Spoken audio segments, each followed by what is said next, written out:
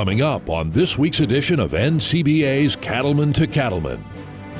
Farmers and ranchers are always looking for tools to help them protect the land they love. We'll explain how a conservation easement can help preserve your land for future generations. And now, a special edition of NCBA's Cattlemen to Cattlemen.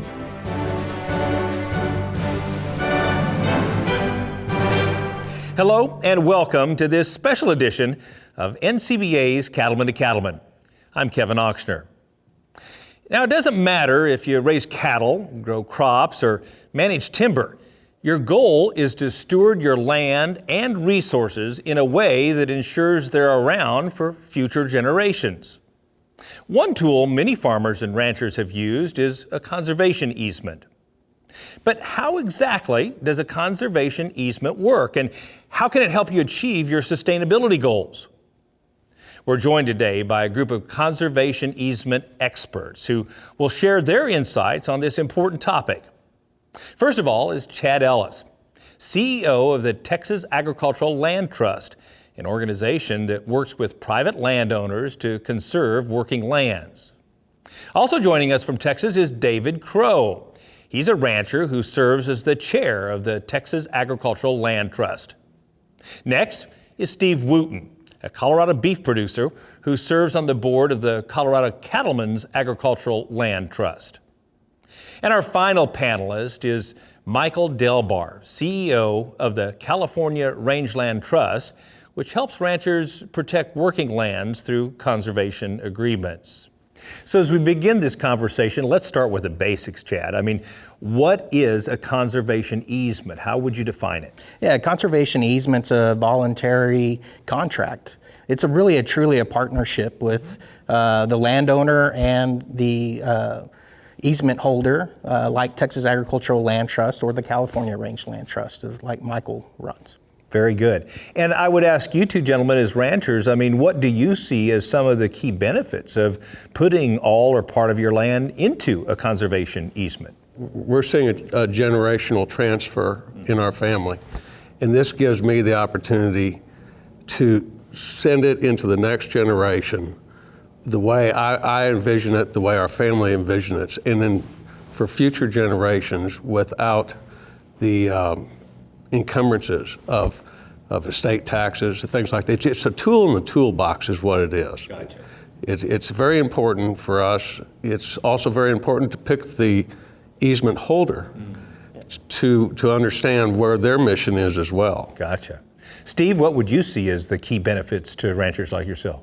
Well, Kevin, in our example and what I see as a board member of the Colorado Cattlemen's Agriculture Land Trust, a lot of the times, not only is it just successional transfer and estate tax management, but it's oftentimes a restructuring of the family business for a financial reason so that the younger generation can come on board or stay on board. And in that case, that's what we chose to do, both for the reduction in the estate tax risk that our family was going to have in succession, but it put us in a financial situation where our young family could come back from college and stay with us and move forward. So we had kind of a dual purpose, but we see that frequently in a lot of the partnership programs that we do in Colorado. So my understanding is there are some restrictions that typically go along with a conservation easement. I'm curious, Michael, how does a conservation easement restrict the use of agricultural land?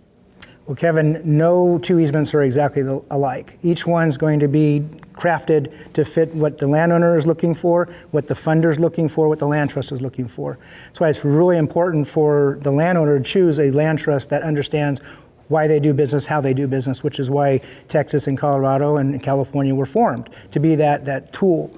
But restrictions can be primarily you're giving up or selling development rights. So the right to subdivide, put a strip mall, a bunch of houses, whatever it may be, you're giving up that right, but you're being paid for.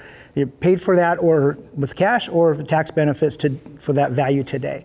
But those easements are perpetual, so make sure that whatever restrictions are in there, they work for you today and they'll work for you tomorrow. It's a great point. And as we talk about the land values, clearly the difference between property in Colorado that you can subdivide and put them all on versus one that is going to be a ranch forever changes the value of the land. Tell us more about that, Steve. The process of coming to that value is a part of the program that you go through. You will need to find an appraiser that can work with and understand agriculture, that works with your land trust. Those resources are often available at California and Texas, as well as Colorado. And they'll determine what that baseline value is. And then based on the risk assessment of development or other actions that might be coming at that property that would change it from being agriculture, that difference is what is measured in what you're giving up in your easement or in your donative part of the conservation contract. So I'm curious, Chad, I mean, do you have to put all your land in it at one time, or what is the circumstance there? Not at all, not at all. I mean, that's the beauty of, like Michael mentioned, is, these are tailored to that family and those goals and objectives. So it's not all or none, and it's being, thinking about that future of, a lot of times we see, landowners cut out 100 acres or 200 acres. That's a key area of kind of where their main barns, main headquarters. They're looking at, other families moving back to the ranch and where they can have that freedom and operate. Kevin, one example on that, we have a ranch in the San Francisco Bay Area that put the first easement they did was a 32-acre easement around a pond for tiger salamander. So the restrictions were to continue to graze that for the habitat at salamander. And that was only a small portion of the entire ranch. Now that landowner has done 2 more portions of that ranch, but that's been able to keep them in business, keep that in the family. And that landowner will tell you that's the most lucrative livestock he's ever raised. Wow, I bet that's right. Salamanders are.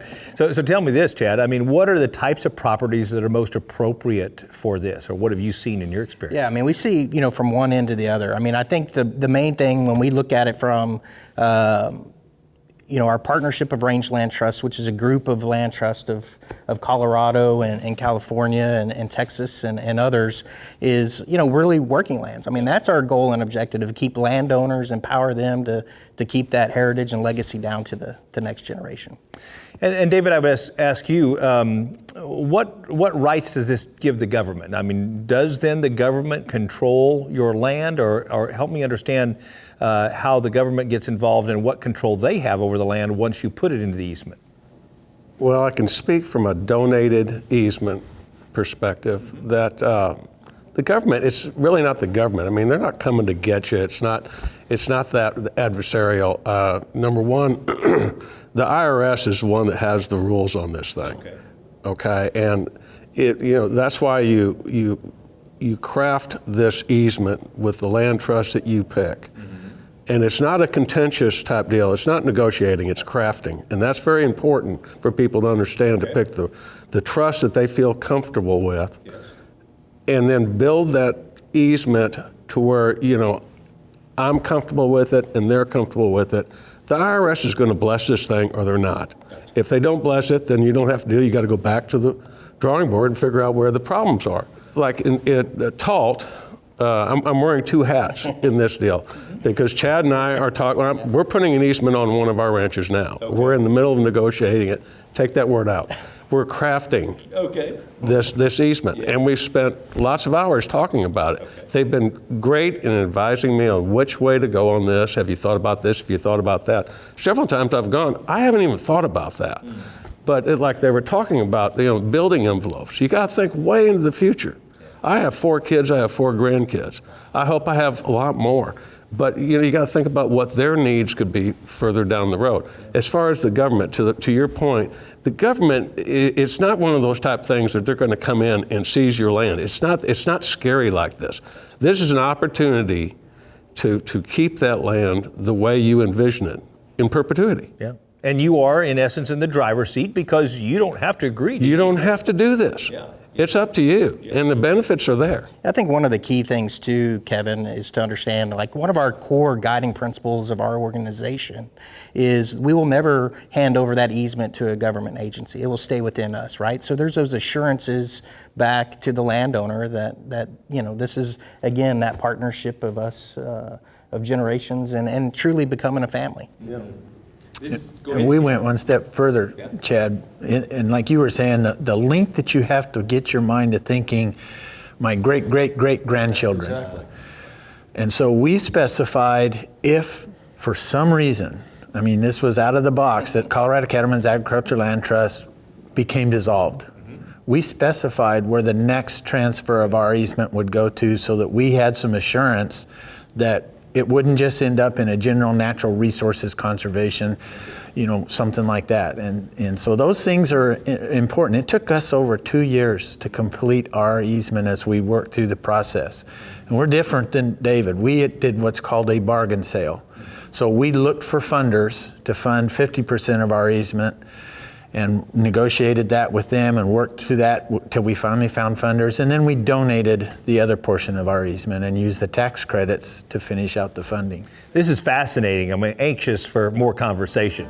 Still ahead, we'll discuss how organizations like the Texas Agricultural Land Trust and the California Rangeland Trust can help cattle producers protect their land for the future. Stay with us. We've got a lot more to discuss when we come back.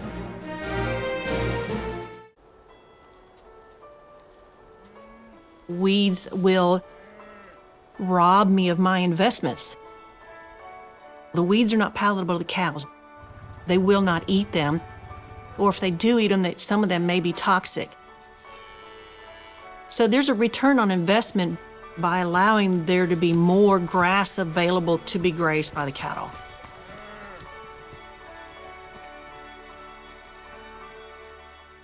Hi everybody, I'm Tom Elliott with John Deere.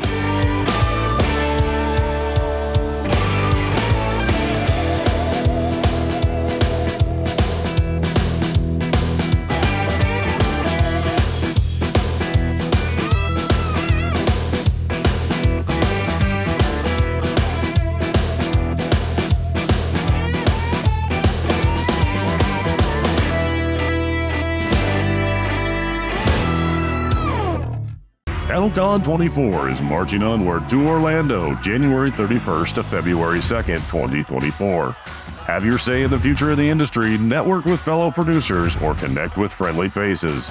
Plus, the NCBA trade show will be on site with over 385,000 square feet of the latest and greatest in the cattle business to help your operation stay competitive and sustainable. Learn more at convention.ncba.org.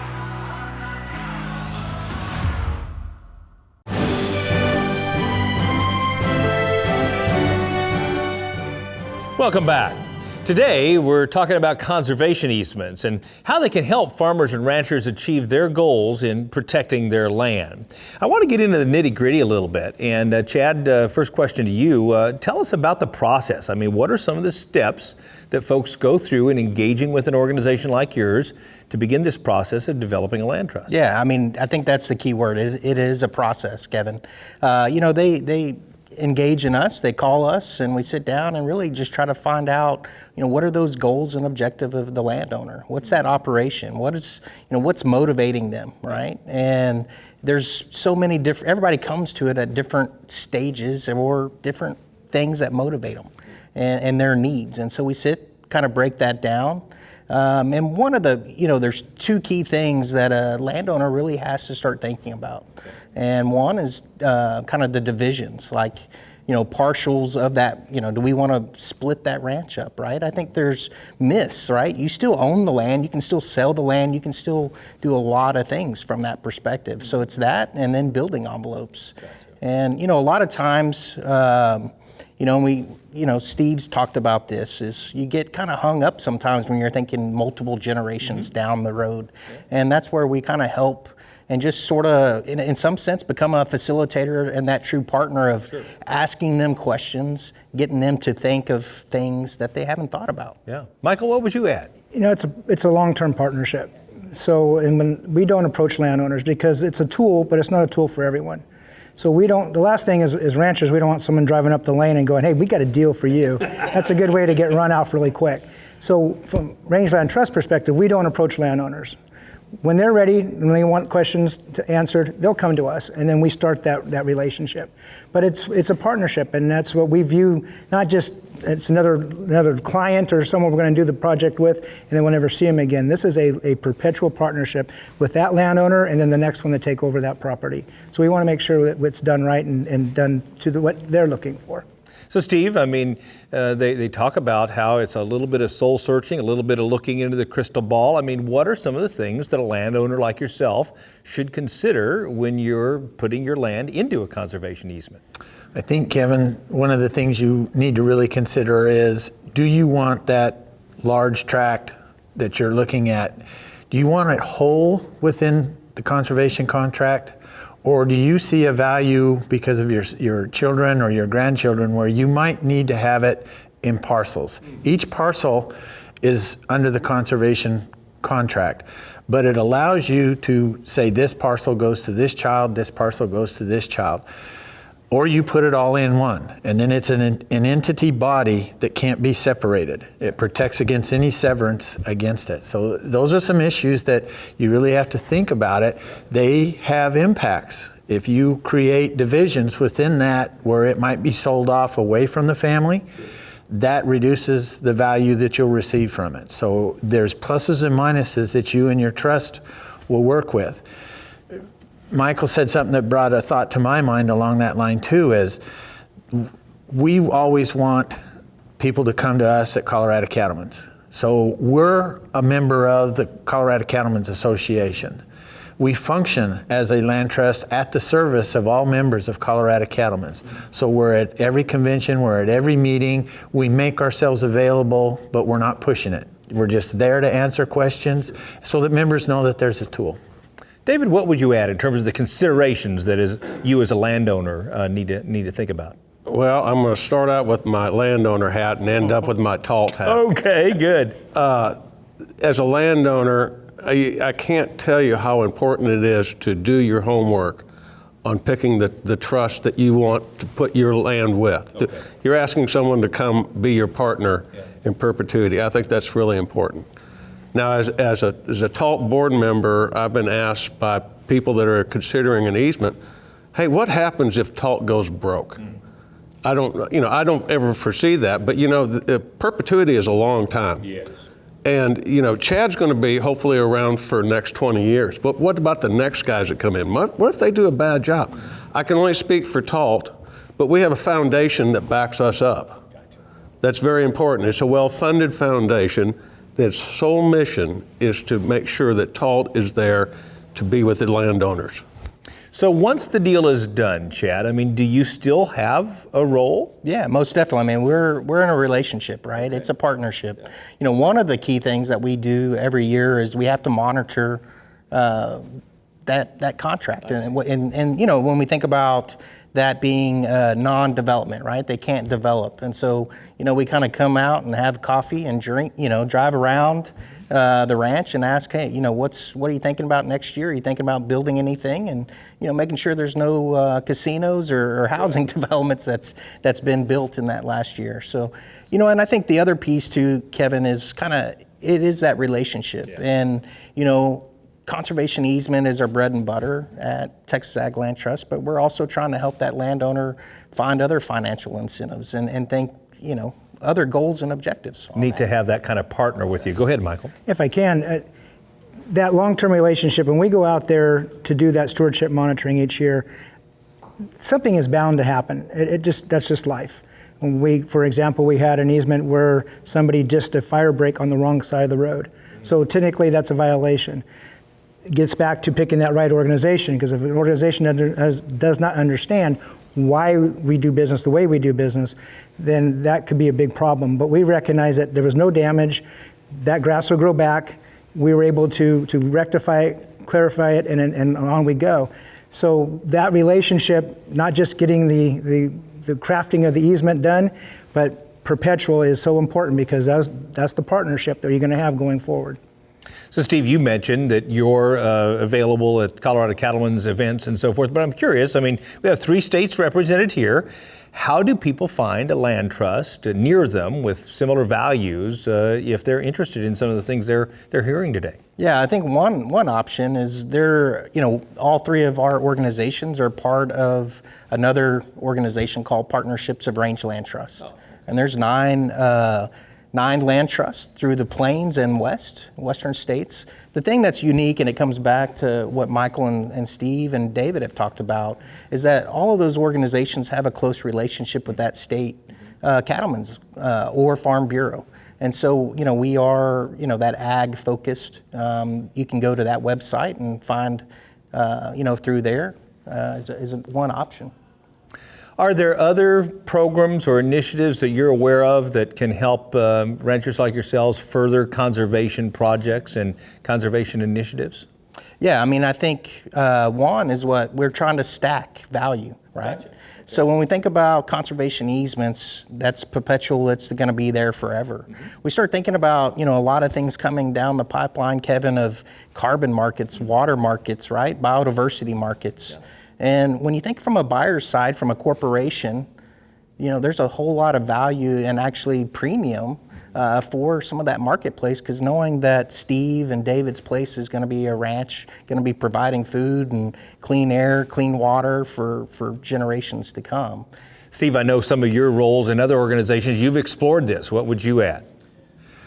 One of the things that we've noticed over the years working with them is originally it was all about development, and we talked about development being a restrictive deal, but this got started in that realm of the urban-rural interface, and how do we keep land making food, producing food.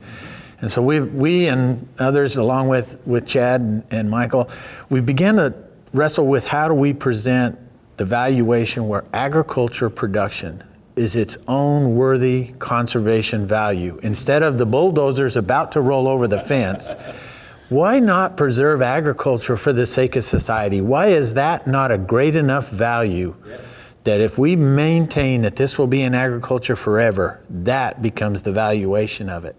Then you layer on the others that they're talking about, and you're beginning to make that difference in the cyclical, that noisy market cycle that we all go through. Maybe we can figure out ways that that's not so noisy for the producers. Yeah, and I think it's one other thing, I think is important when we think about that next generation. Mm-hmm. At Talt, we're 15 years old. We've had a lot of those easements that are already handing over to that next generation.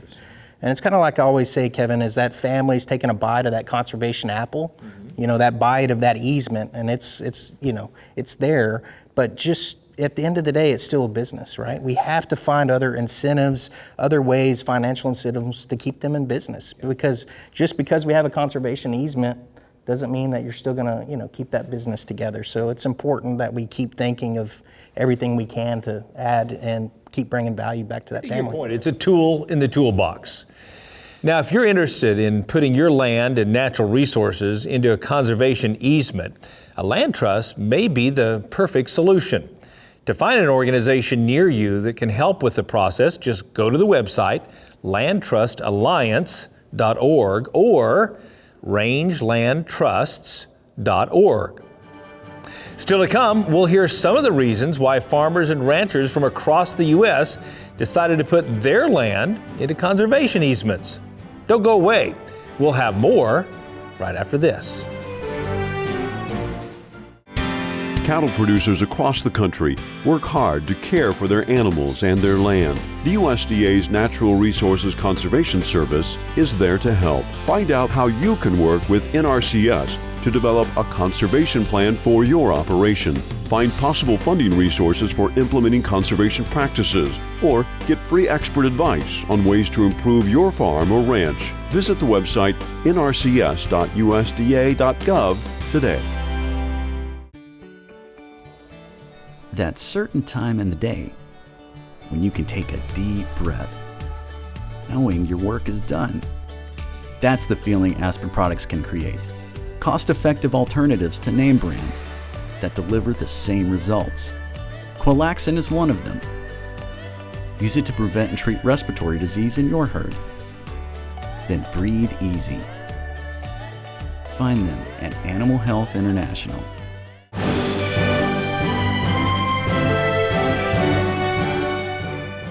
Now, it doesn't matter if you're new to agriculture or your cattle business has been around for multiple generations. Chances are you feel a deep connection to the land.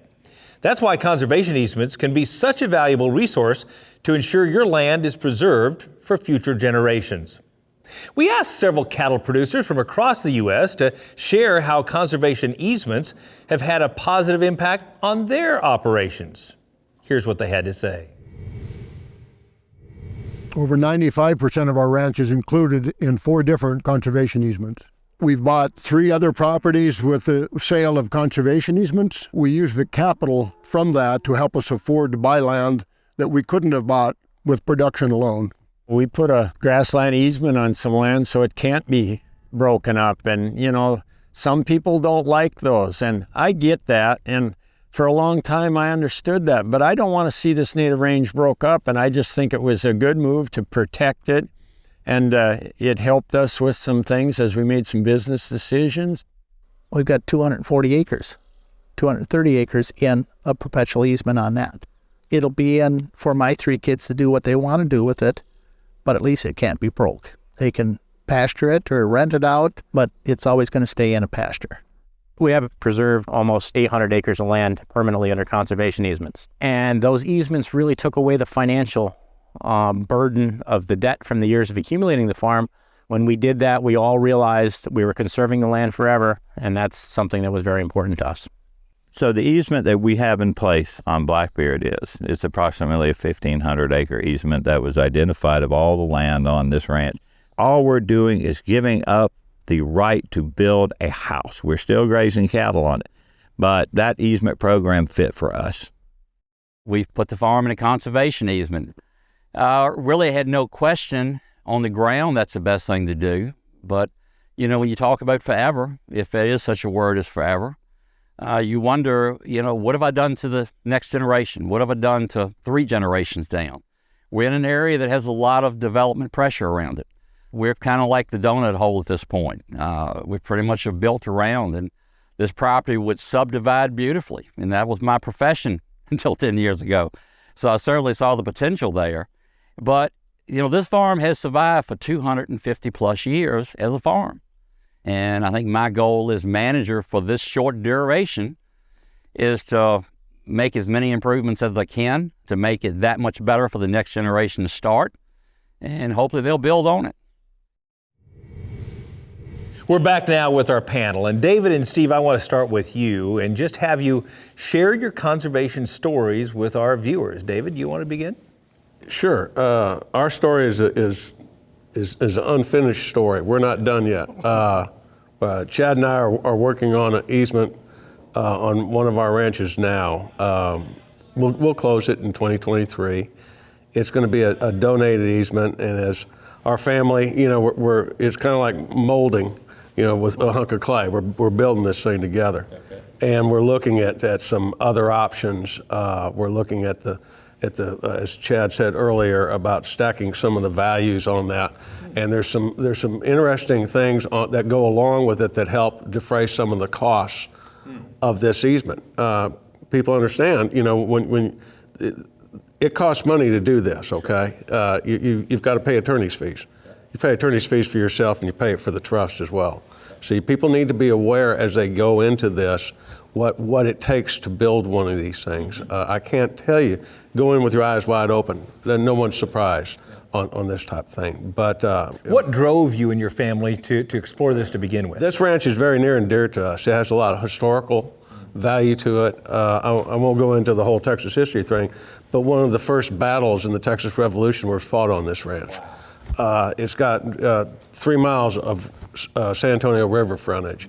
It's an incredible piece of property, and to see it change in any way, it just breaks everybody's heart. So conservation easement is just a no-brainer for us, you know, because everybody is 100% in agreement. This is the way they want to see it for future generations. That's outstanding. Steve, tell us a little bit about your story. Kevin, ours is a little bit different.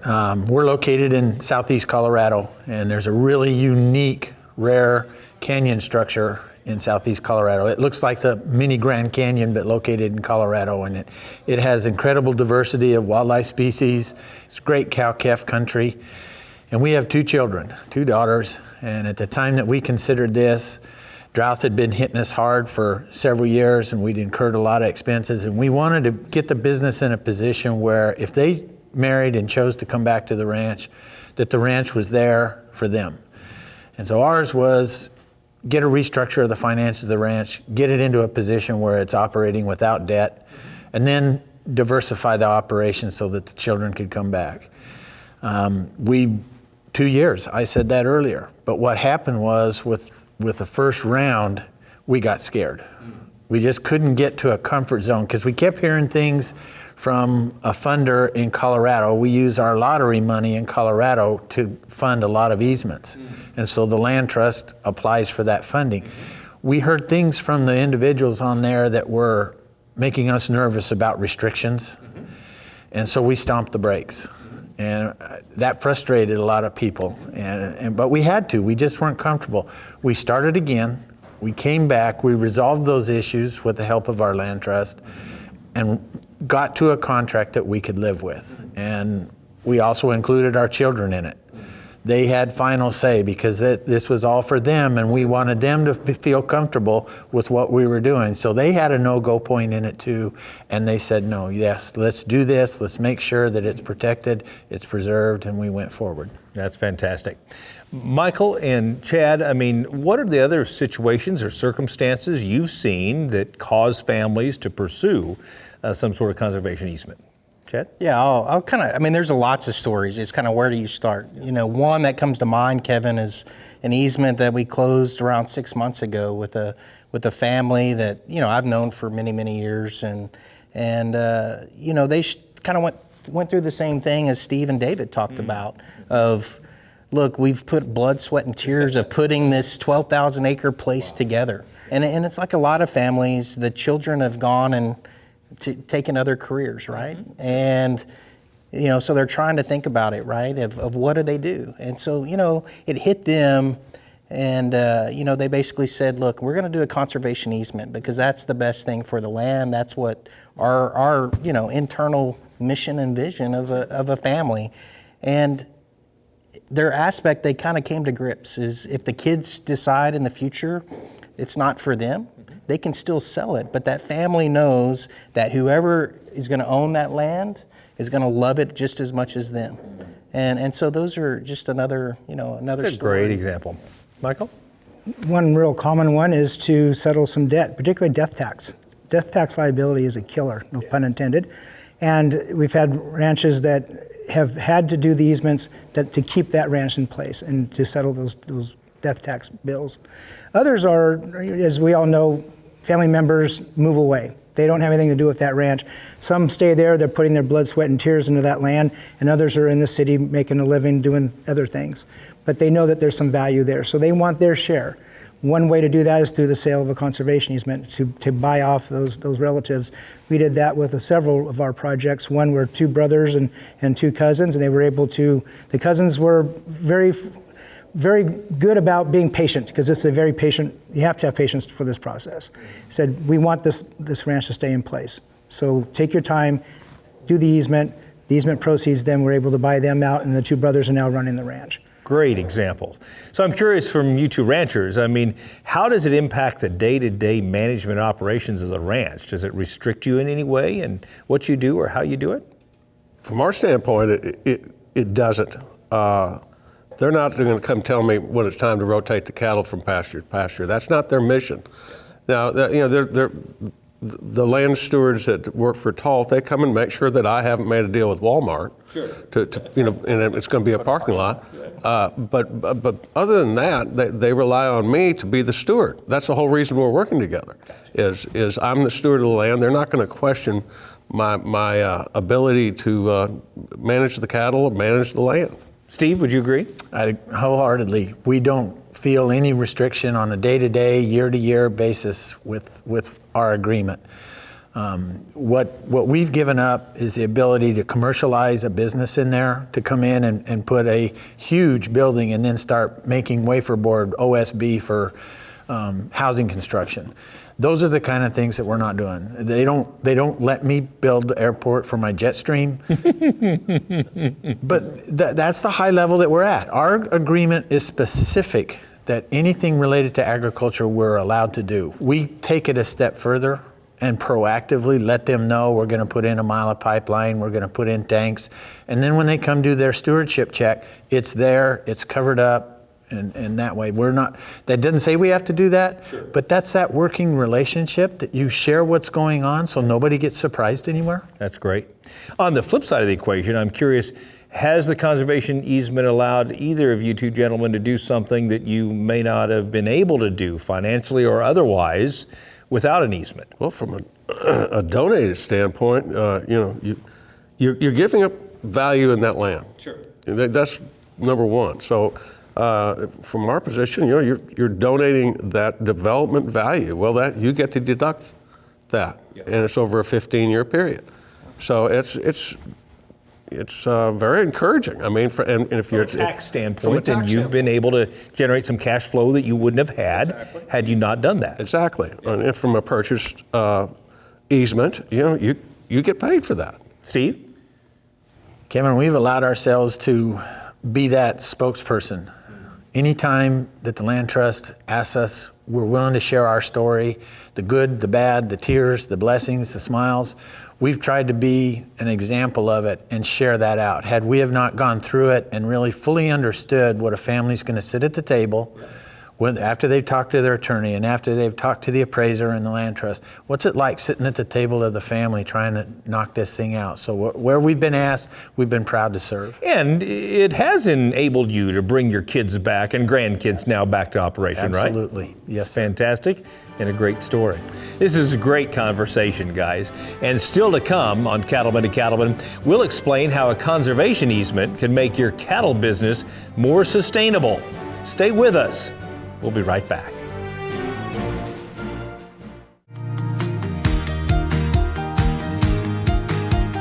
The 90-day trial demo that we did was a great success. We really tried to go after people that hadn't used Alticid before or hadn't used it for several years or had maybe a not so favorable experience with it prior for whatever reason. If we can show you that this will work over 90 days and it doesn't cost you anything, would you be interested in that?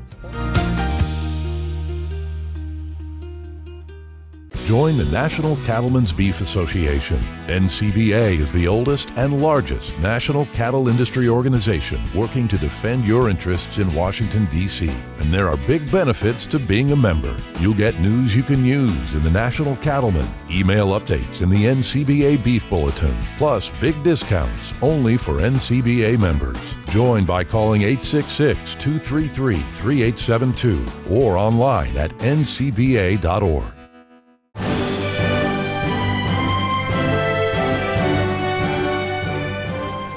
Welcome back as we continue our discussion about conservation easements and their value to beef cattle producers. Steve, of course, you and your family were honored with the Stewardship Award, Environmental Stewardship Award 2 years ago with the Beatty Canyon Ranch. And I'm curious, how does a conservation easement help you or assist you in the sustainable management of a ranch? I don't know, Kevin, that the conservation easement actually provides that, but as you're working through the process and you're working with a land trust like Texas, California, Colorado, they have any number of resources that you need only ask for assistance. And we were fortunate and blessed beyond what we even imagined to be the national winner of the Environmental Stewardship Award and also the Colorado recipient of the Leopold Conservation Award from Sand County Foundation. So it was all those tools and the people that worked with us and that trained us and helped us that led us to continue on that lifelong journey of striving to do better, having better natural resources, better cattle. It's a holistic type process, and the conservation easement is a part of it, but it's also allowed us to learn more and become better managers of that whole system. Does it provide a sustainability story, Chad, relative to what ranchers are doing in a proactive way to preserve and protect those lands for future generations? Most definitely. I mean, it helps in many ways, right? Gives us it's the foundation, right? I mean, I always kind of say is that there's definitely a conservation ethic, right? If you look at Steve and David right here, and that conservation easement is sort of that last tool that really just it's a bow around it, and that's what's the beauty. And that story about it is just beautiful. You know, another issue that all of us face in agriculture is urban encroachment and the issue of eminent domain. I'm curious, as I think about places like California, I mean, can conservation easements support or assist you in addressing either one of those issues? They can. They can assist in the eminent domain issues. It's not bulletproof. Government still has that upper hand, but that landowner and that land trust become partners to battle against that. There has to be an elevated degree of findings to be successful, for government to be successful in an eminent domain challenge to resource lands that are under easement. What would you add, Steve? Kevin, we've seen instances where an oil and gas company wants to come through a property that has a conservation easement on it. They're looking at the least cost way to get from point A to point B. And that partnership comes to my shoulder or a landowner's shoulder and says, no, there's a conservation easement on here and you're going to do severe damage to that conservation value with the amount of land you're going to need for that pipeline or the power line transmission.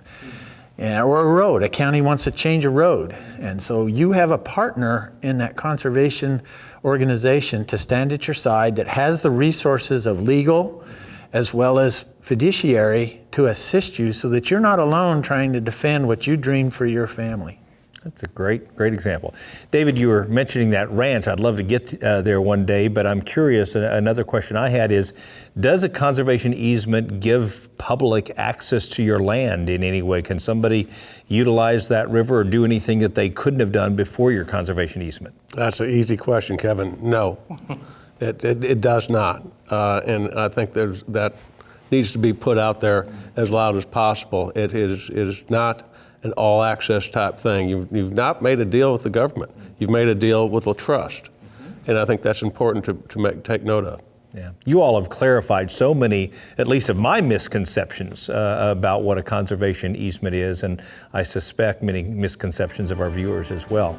Still ahead, we'll ask some of the toughest questions about conservation easements and have our panel set the record straight. Stay with us. We'll be right back. If you're involved in transporting cattle, now is the time to get your Beef Quality Assurance Transportation Certification. This is a proven way to learn and adopt the best practices in animal care and transport, from the ranch to the feed yard to the processing facility. And it's important for everyone in every part of the beef cattle industry to do things right to show consumers we all care about beef quality. There are new BQA transportation training modules available online now. And best of all, it's free to become BQA Transportation Certified. It's the right thing to do for your business and for our beef industry. To find out more and to get your BQA Transportation Certification, visit the website bqa.org. The Beef Quality Assurance Program is funded by the Beef Checkoff.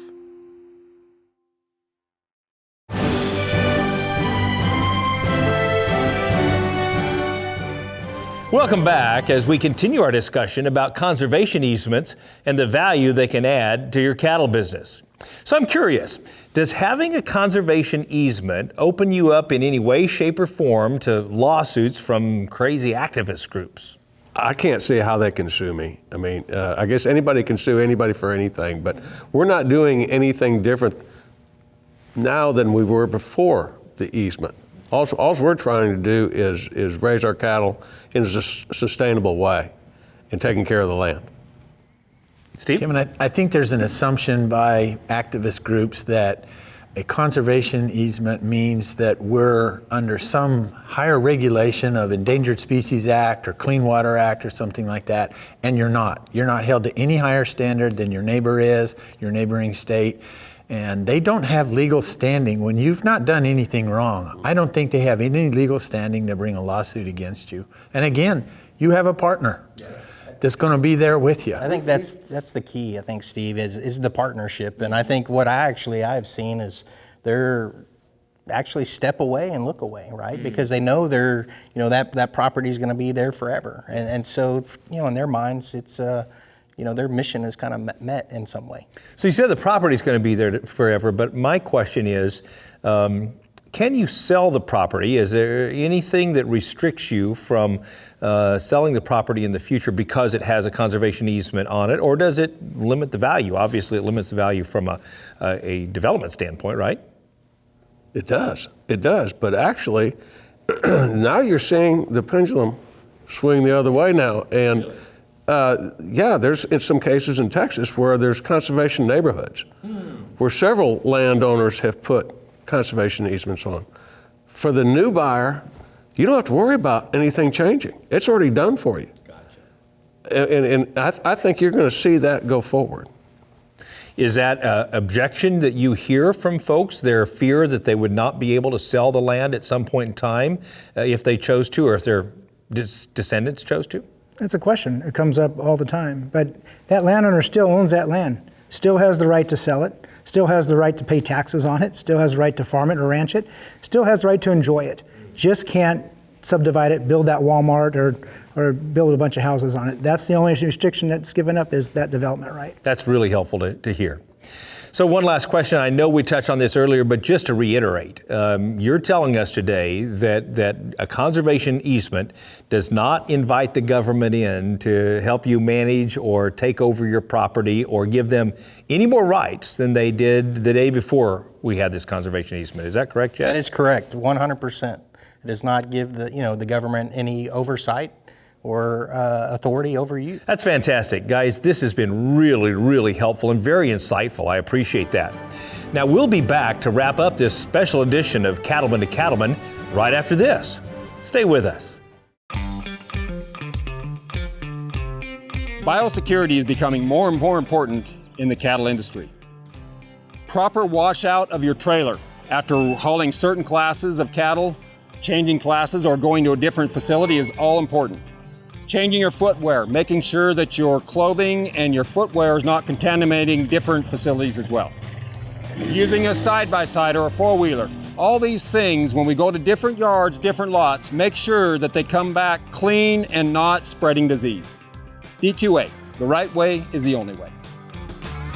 The Beef Quality Assurance Program is funded by the Beef Checkoff.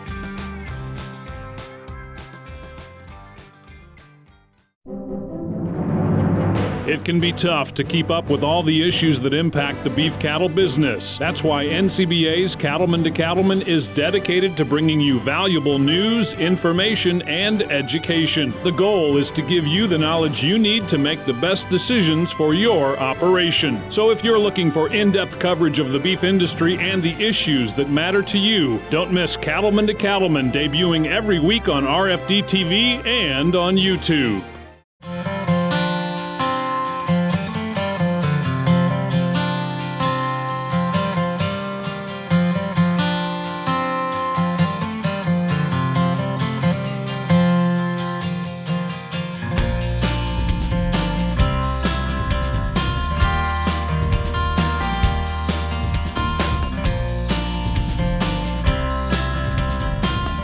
You have an upcoming production sale to advertise? Then contact the Cattlemen to Cattlemen marketing team or your breed association to learn more.